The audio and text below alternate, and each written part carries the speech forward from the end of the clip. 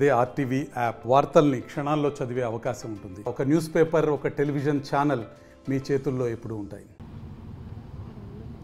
రాజకీయ కక్ష సాధింపు చర్యలో భాగంగా మా ఖమ్మం నగర పార్టీ అధ్యక్షులు పగడాల నాగరాజు గారిని ఒక రాజకీయ స్వార్థంగా తను అరెస్ట్ చేసి అక్రమంగా జైల్లో పెట్టడం జరిగింది. ఈరోజు మేము పార్టీ ప్రతినిధి బృందం వారిని పరామర్శించడం జరిగింది. పార్టీ నాగరాజుకి అన్ని రకాలుగా వారి కుటుంబానికి అండగా ఉంటుంది.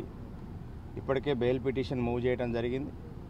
అధికారం అనేటువంటిది ఎవరికి శాశ్వతం కాదు.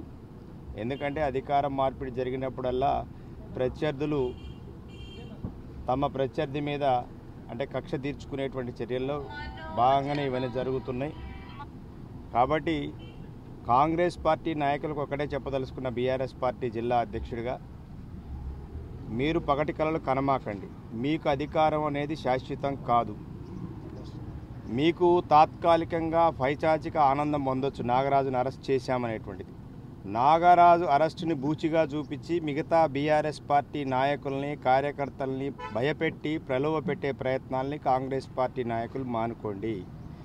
మాకు జైళ్లు కొత్త కాదు, పోలీసులు కొత్త కాదు. మీరు అధికార వ్యవస్థను దుర్వినియోగం చేసి బీఆర్ఎస్ పార్టీ మీద అనేక రకాల ఆరోపణలు చేశారు. మరి ఈరోజు మీరు చేస్తున్న పని కూడా అదే అని నేను అడుగుతున్నాను. ఈ జిల్లాలో ఉన్నటువంటి 3 మంత్రులను కూడా అదే అడుగుతున్నాను నేను. కాబట్టి రాబోయే రోజుల్లో ఇలాంటి మీ యొక్క దుశ్చర్యలకి ప్రజలే బుద్ధి చెప్తారు. బీఆర్ఎస్ పార్టీ శ్రేణులు బుద్ధి చెప్తాయి. బీఆర్ఎస్ పార్టీ శ్రేణులు దేనికైనా సిద్ధమే. ఎక్కడా వెనకడుగు వేసేది లేదు. ఎవరికి భయపడేది లేదు. మీ ఉడతూపులకు భయపడేది లేదు. బీఆర్ఎస్ పార్టీ ఉద్యమ పార్టీ, ఉద్యమాల ఊపిరి నుంచి పుట్టిన పార్టీ బీఆర్ఎస్ పార్టీ. మీలాగా అవకాశవాద రాజకీయాల కోసం మేము రాజకీయాలు చేయలేదు. ఈ రాష్ట్రాన్ని తీసుకొచ్చిన పార్టీగా బీఆర్ఎస్ పార్టీ కార్యకర్తలుగా, నాయకులుగా మేము గౌరవంగా ఫీల్ అవుతున్నాం. నాగరాజు అరెస్టుతోని బీఆర్ఎస్ పార్టీని మీరు ఏమీ చేయలేరు ఖమ్మం జిల్లాలో.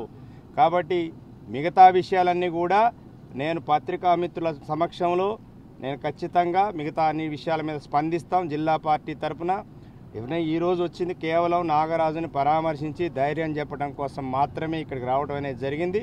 మిగతా విషయాలన్నీ కూడా పాత్రికేయ మిత్రులతో త్వరలోనే పంచుకుంటాం. మరిన్ని వీడియోస్ కోసం ఛానల్ ని సబ్స్క్రైబ్ చేయండి. లేటెస్ట్ అప్డేట్స్ కోసం వాట్సాప్ ఛానల్ ని ఫాలో చేయండి. అండ్ లింక్ డిస్క్రిప్షన్ లో ఉంది.